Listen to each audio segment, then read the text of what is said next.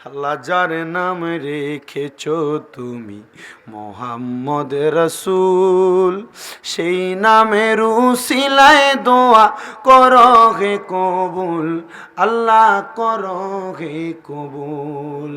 যার নাম রেখেছো তুমি মোহাম্মদ রসুল, ওই নামের উসিলায় দোয়া করো হে কবুল, আল্লাহ করো হে কবুল। আল্লাহ বিশেষ করে আমার একজন ভক্ত বরুড়ার ভঙ্গুয়া থেকে ফাতেমা খাতুন, উনি দোয়া চাইছেন, আল্লাহ ওনাকে আপনি কবুল ও মঞ্জুর করে নেন। দেশ বিদেশের অনেকে দোয়া চাই।